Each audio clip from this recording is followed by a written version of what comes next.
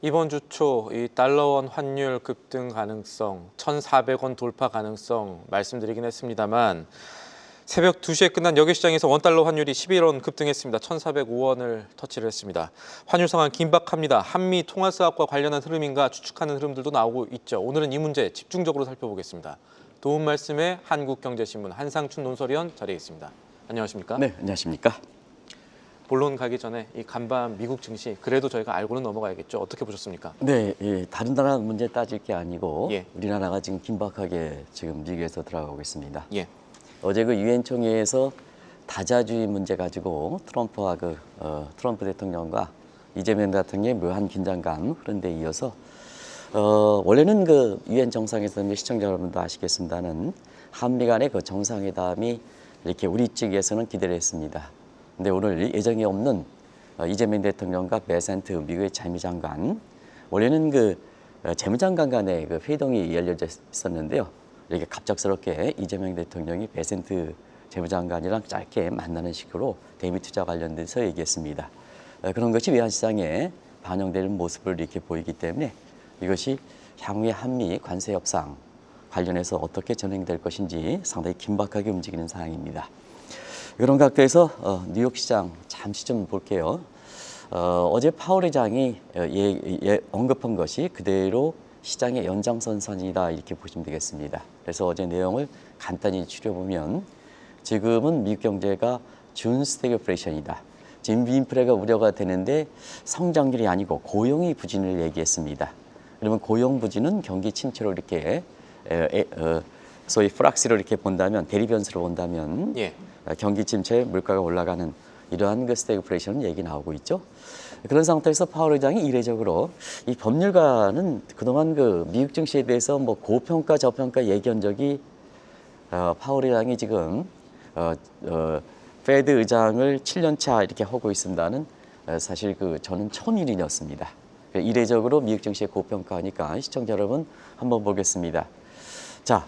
고용 부진에 우선을 둬서 금리를 내렸습니다. 근데 트럼프와 미란의 요구대로 B컷을 단행했을 때는 결과적으로 경기 침체를 확인시켜주기 때문에 주가가 고평가된 주가가 폭락할 수가 있거든요.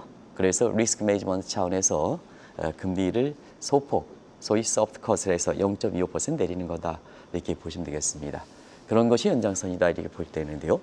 오늘 월가에서는 사실 그 주가 가지고 파월과 트럼프 간의 갈등이 이렇게 됨에 따라서 이제 2라운드가 전개되는 것이 아니냐. 예. 자, 1라운드는 금리 문제를 가지고 대선 기간에는 파월이 금리 인하에 대해서 금리를 동결해야 된다는 입장이었었고 당선 이후에는 금리 인하를 두고 금리 동결하는 파월에 대해서 갈등을 했었고 9월 FOMC에서는 금리는 인하했는데 지금은 뭐냐. 적정 금리를 따진다면 대체로 테일러 준치가 3% 정도인데 미라는 2%다. 트럼프는 1%다. 그러면 금리 인하 속도 문제가 되겠죠. 예. 자, 속도 문제를 가지고 금리 문제의 갈등 1라운드가 연장선상에 되고 있습니다. 이게 첫 번째 갈등이다 이렇게 됐습니다. 자, 주가 가지고에서는 파월과 트럼프 간의 갈등이 지금 이렇게 보이고 있습니다. 그때도 이제 전해드렸습니다는 트럼프는 다우존스 지수가 조만간 5만 간다 이렇게 얘기했습니다. 근데 거기에 대해서 파월은 미국 증시가 고평가되어 있다고 얘기했습니다. 이것이 월가에서 새롭게 주목되는 파월과 트럼프 간의 2라운드다 이렇게 보여졌습니다. 미국에 주식 투자하시는 분은 상당히 이 대목을 염두에 두실 필요가 있다 이렇게 보여졌습니다. 그리고 또 한 가지는 그 9월 FOMC에 정책 금리는 내렸습니다는 저희들이 미국에 국채 투자하지 마세요 이런 얘기를 좀 말씀드렸습니다. 미국의 국채 가격은 기준금리 이외에도 유동성 문제가 있고 디폴트 문제가 있고 예. 이런 그 문제가 있기 때문에 지금은 사실 디폴트 우려가 예산안 처리 앞두고 굉장히 어렵게 진행되기 때문에 오늘도 국채 금리는 올랐습니다. 지금 상태에서 이렇게 보면 일주일 전에 아마 9월 FOMC 회의 결과를 전해드렸는데요. 딱 일주일이 됐습니다. 거래일 기준으로 5일 됐습니다. 미국의 국채를 사셨더라면 사실 5% 정도 손실이 났습니다. 그만큼 한 20bp 정책금리 인하에도 불구하고 국채금리는 10년물 기준으로 20bp 올라가는 이런 상황이 되고 있다 하는 것을 말씀드리겠습니다. 알겠습니다.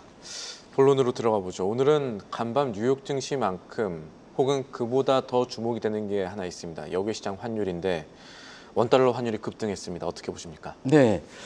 사실 그 주초에 원달러 환율이 1,400원 진입할 가능성을 시청자 여러분한테 미리 전해드리긴 했습니다. 예. 근데 오늘 새벽에 끝난 2시에 끝난 뉴욕 그 여객시장에서 원달러 환율이 1,405원까지 갔습니다. 전일 대비해서 11원 급등했습니다. 지금 원달러 환율이 지금 어제 이게 그 어떻게인가요? 이거는 장내 시장 같은 1,403번 예. 새벽 2시에 끝난 거네요. 그래서 이게 1,400원까지 이렇게 갔는데 마감이 조금 떨어진 것 같아요. 예. 제가 방송할 때 어찌됐든 1,400원대 진입했습니다. 이걸 기준으로 해도 10원 정도 올라갔습니다. 어느 증권사인가요? 그랬죠? 대미 투자 관련해서 사실 이거 직접 투자 1,350원일 때 1,000억 마련할 때 이렇게 100원이 올라간다 이렇게 얘기했습니다. 이건 참 잘못된 분석입니다. 오늘은 하루에 10원이 올라갔습니다. 그러면 1,000억 마련한다, 100원이 올라간다. 참 잘못된 분석이다. 이게 외환시장이 그만큼 상당히 취약하다는 얘기입니다. 한국은행 보고서에서도 대변수에 대해서 한국 외환시장이 가장 취약하다고 분석 보고서가 나와 있습니다.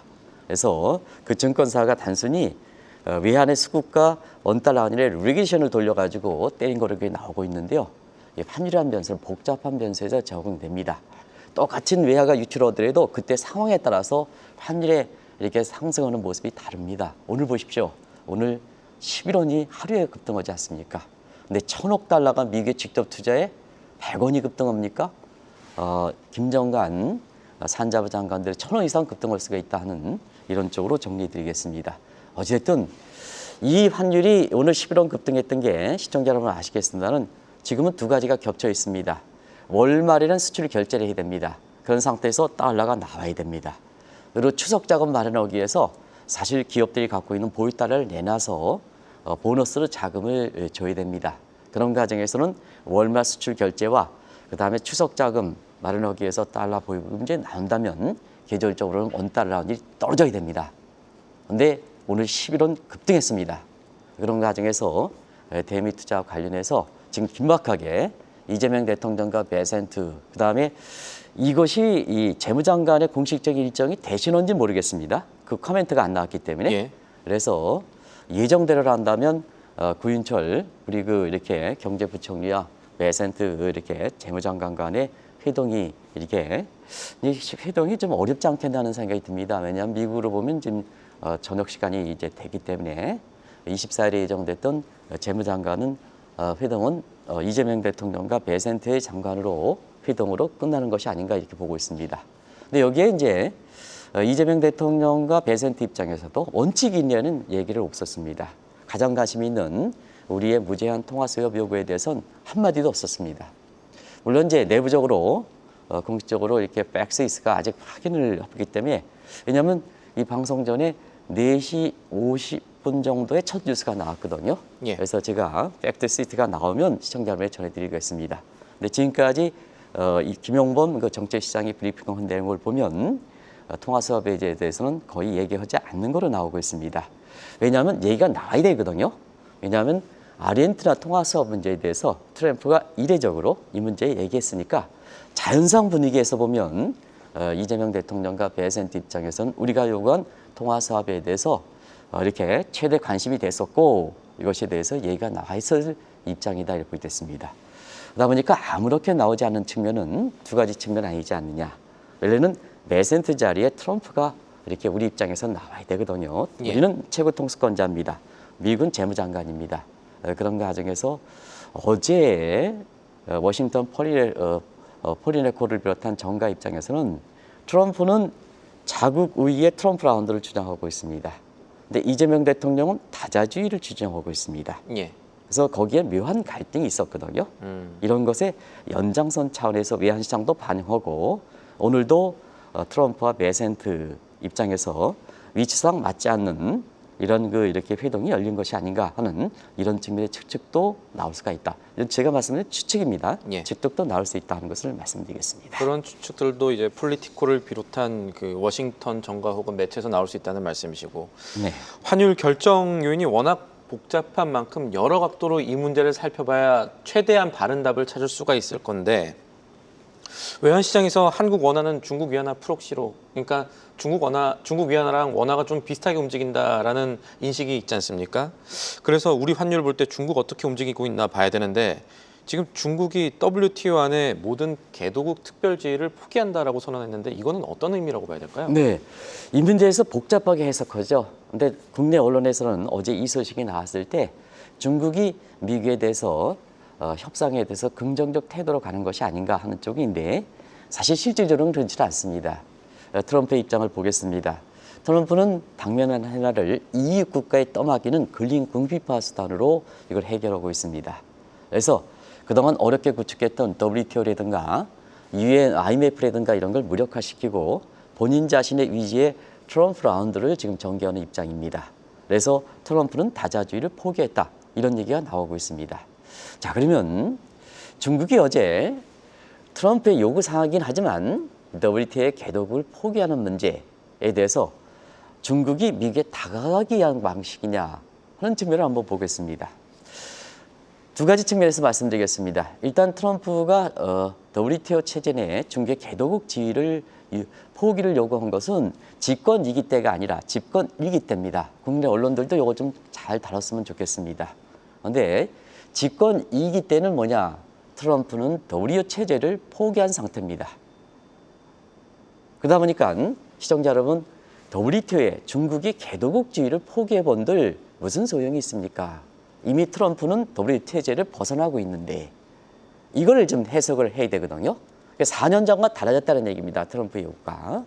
그러면 개도국 포기하는 중국이 다자주의의 채널에 트럼프로 벗어난 우방국들, 동맹국, 거기서 한국을 포함하겠습니다. 이걸 안기 위한 포석이 아니냐 하는 쪽으로 해석하는 시각이 미국에서 나오고 있다.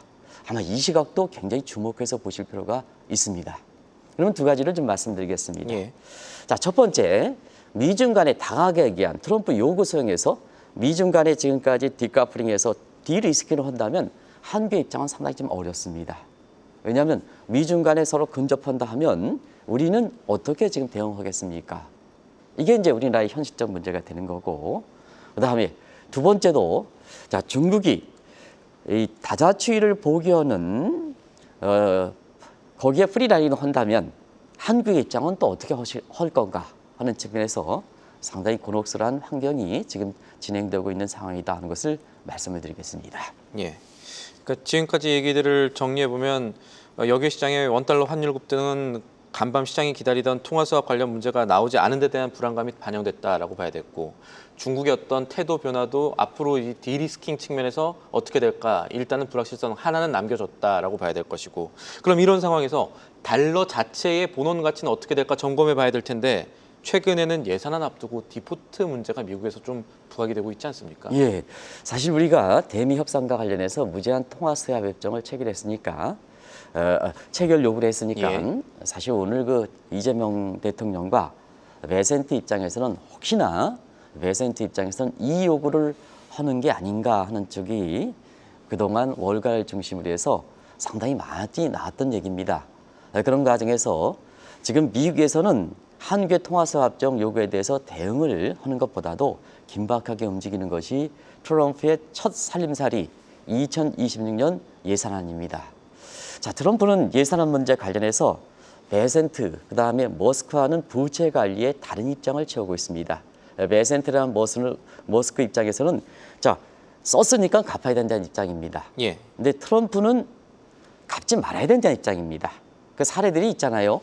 한번 1996년대 저도 뭐 직관적으로 관련돼 있습니다는 부동산 파산 문제가 됐을 때 더 큰 부채 관리로 어제도 이제 50달러 가지고 8천만 달러에 사실 딜에 해서 봉이 김선달식의 이렇게 트럼프의 그 투자 관리 협상 기술에 대해서 얘기해서 많은 화제가 되더라고요.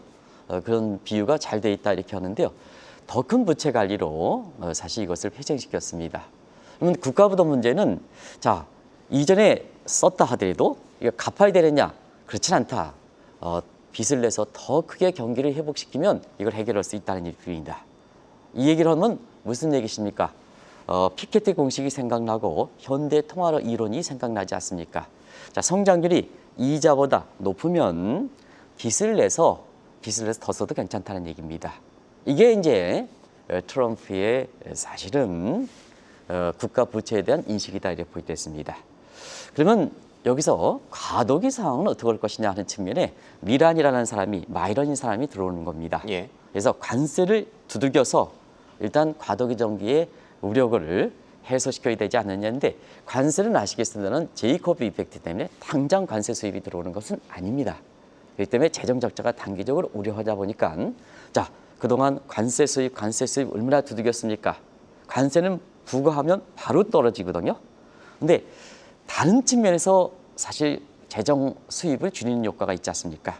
그렇기 때문에 미국의 그 예산안 처리 관련해서 국가 부도 문제가 계속 정리가 되지 않는 상황이다 이렇게 보겠습니다. 또 한 가지는 과도기 잠긴 단계에서 루이스가 구상했던 코인 구상입니다. 근데 비트코인 올라갑니까? 가격이 지금 10만 달러, 11만 달러 절체해서 이것도 대안 수단이 못하다 보니까 결과적으로 보면 예산안 처리 앞두고 국가 부도 문제가 계속되고 일주일 전에 적재금리를 떨어뜨리는데도 불구하고 미국의 10년물 장기물 이주일수록 국채금리가 계속해서 올라가는 상황이다 이렇게 보시됐습니다. 자 이런 가운데 10월부터는 3대 평가사가 정례 평가를 합니다. 이 앞두고 트럼프의 이런 부채 관리 기법에 대해서 경고가 잇따라 나오고 있습니다. 이미 3대 신용평가사들은 미국의 신용등급을 한 차례씩 떨어진 상태입니다. 추가적으로 강등할까? 이 문제가 있는 상태 이런 상황이거든요. 이런 과정에서 한국이 무제한 통화수 협정에 미국 입장에서는 자 100년 그동안 얘기했던 100년 무이자 국채 통화 수합을 요구하는 것이 아니냐 이 문제가 굉장히 국제시장에서 관심이 되는 상황이다 이렇게 볼 수 있습니다.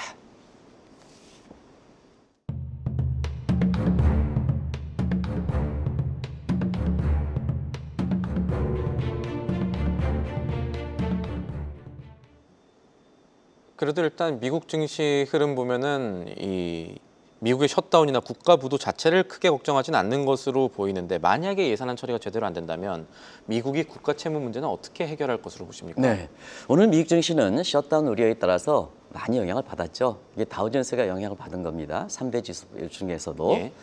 그런 과정에서 왜냐하면 트럼프의 고평가 얘기는 미국의 M7을 비롯해서 빅테크 업종에 되기 때문에 예.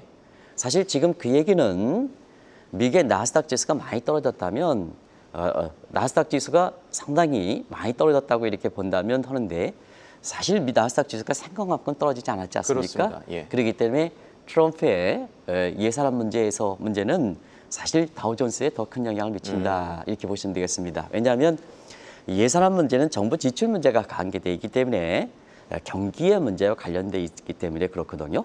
그리고 주가의 3대 지수를 볼 때에도 고평가 정도는 나스닥 쪽에서가 고평가되어 있지 사실 다우지수는 그렇게 크게 고평가되어 있지는 않습니다. 예. 그걸 각도해서 다시 부연해서 설명드리겠습니다. 그런 과정에서 단기적으로 예산안 처리와 관련해서 굉장히 관심이 되는 것은 자 재정적자, 국가 채무, 근데 예산안 처리 좀 안 된다 하면 10월에 엑세이터 문제거든요. 그러면 이게 관세로서 좀 안 된다, 코인으로 안 된다 과정이네요. 그럼 어떻게 할 것이냐 이거. 국가 부도될 것이냐. 그러면 최후의 방안이 있어야 되지 않습니까? 최후의 방안에서 이 만약에 지금도 뭐 정책금리 인하에 따라서 준 국채 쇼크에 해당돼서 국채금리가 올라가고 있는 이런 상황인데요. 이런 과정에서 그동안 100년 무이자 채권 발행을 활용하는 방안입니다. 자, 100년 무이자 이렇게 한다면 결과적으로 보면 미국에선 국채 부담이 100년 동안 차한 부담이든 이자 부담이 없어지게 예. 된다는 얘기입니다. 그럼 이거 하려면 소화시켜야죠. 어떻게 소화시켜야 되느냐 하면 가장 중요한 보안드 마니테이션, 페드한테 강제로 인수하는 방안입니다. 그러면 이제 여기서 이 방안 같은 경우는 유동성이 나오겠죠. 유동성이 나와서 미국의 인플레 문제가 있기 때문에 자국의 부채 문제를 이게 만드 머니처에서 자국을 수용한다면 미 국민들이 금리 상승이라든가 물가 상승이라든가 금리 상승에서 희생에 시키지 않습니까? 그러다 보니까 다른 국가에 전가시키는 거죠. 그게 한국을 비롯한 각국 중앙은행의 외환보유의 미국의 국채 대부분 다 만기가 돼 있는데요. 여기와 국채 수합을 하는 겁니다. 국채 수합. 예.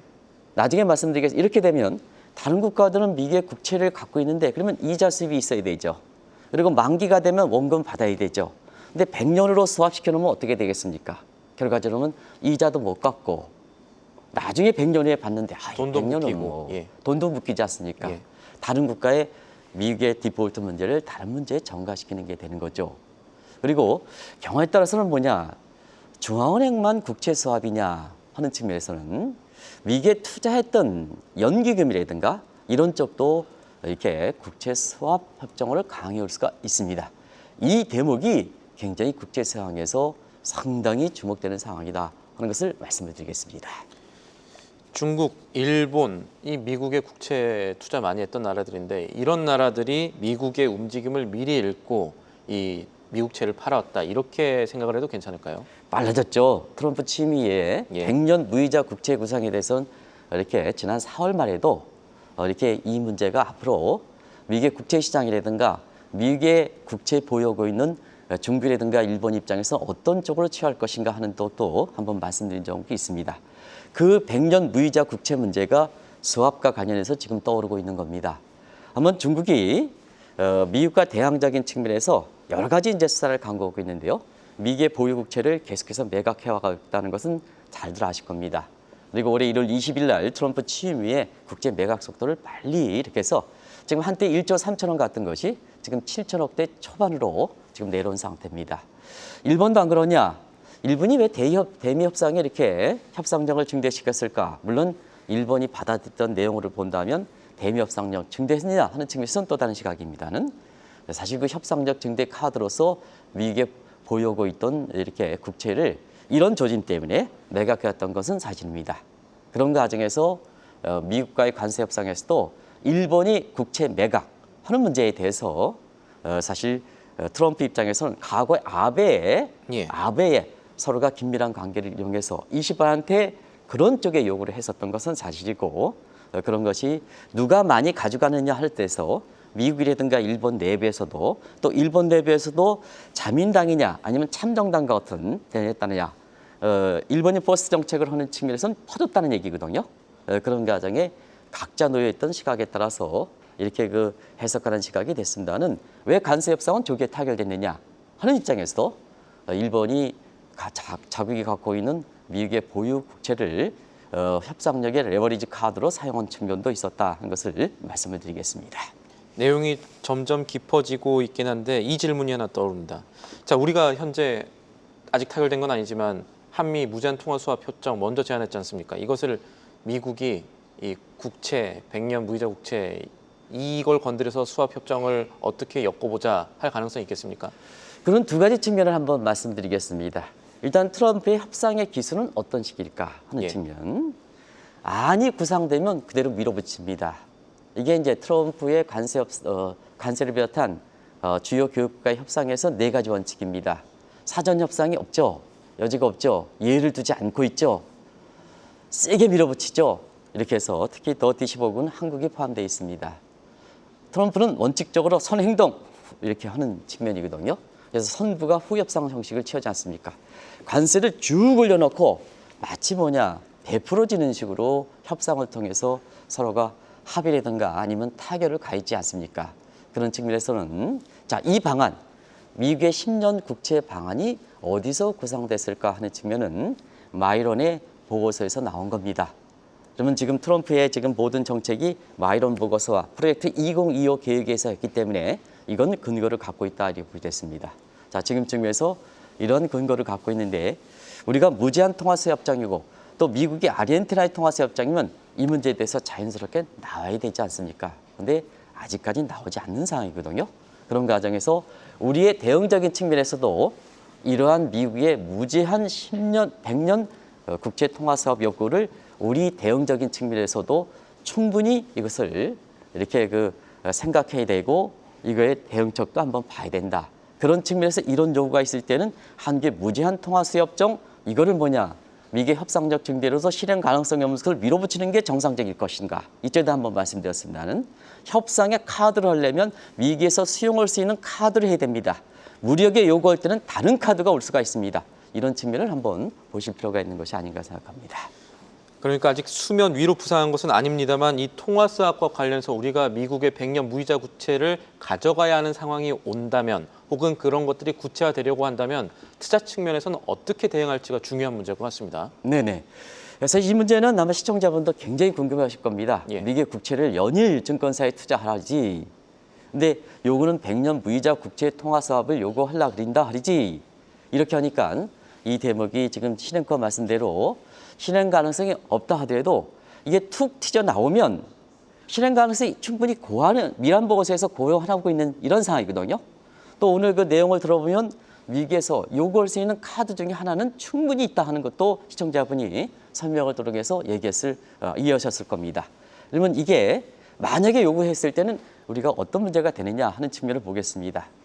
자, 한국의 외환 보유의 국채와 그다음에 미국의 100년 국채와 통화 수합, 채권 수합하는 문제를 한번 보겠습니다. 미국은 유리하죠.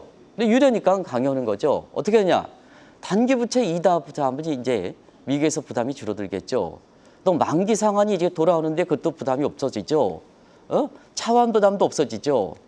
그리고 국가 그러다 보니까 국가 부도상이라든가 이런 부담이 줄어들겠죠. 근데 한국을 보겠습니다. 100년간 미국의 국채 부분에 대해서 이자도 받지 못합니다. 또 아까 신행권 말씀대로 원금도 나중에 받겠습니다. 100년에 받을까 말까 합니다. 그리고 100년짜리 통화 서합을 맺을 때는 이게 우리의 외환보호 역할이 될 것이냐, 이것도 한번 생각해 볼 대목입니다. 근데 이게 이제 사실 한국은행의 외화 갖고 있는 국채만이 아니라 MPS 같은 연기금에 지금 국채를 많이 투자하고 있지 않습니까? 거기에 한번 통화 사업을 100년짜리로 강요해 본다 하는 측면에서는 지금 연기금도 미국의 국채라든가 이런 거 많이 투자하고 있는데 자, 이자 받지 못한다.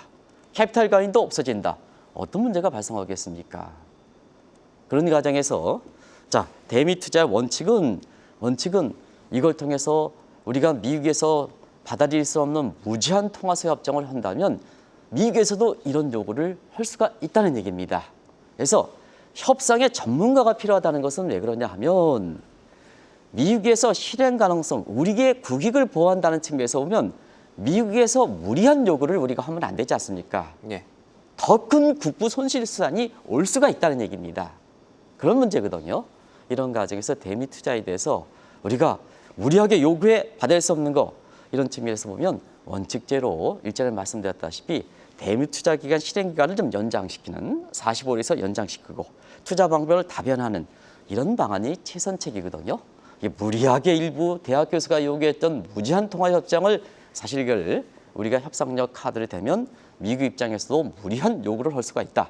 이게 뭐 트럼프가 얘기했던 한무라비 법전식 이에는 이, 기에는 기 하는 이런 트럼프의 협상 기술이지 않습니까? 이런 것도 우리가 대비할 필요가 있다는 것을 말씀을 드리겠습니다. 알겠습니다. 오늘 말씀은 여기까지 듣죠. 지금까지 도움 말씀에 한상춘 한국경제신문 논설위원이었습니다. 오늘도 감사합니다. 네, 고맙습니다. 계속해서 다양한 경제 이슈를 알고 싶다면 구독과 좋아요, 알림 설정 부탁드립니다. AI 캐스터 권미정이었습니다.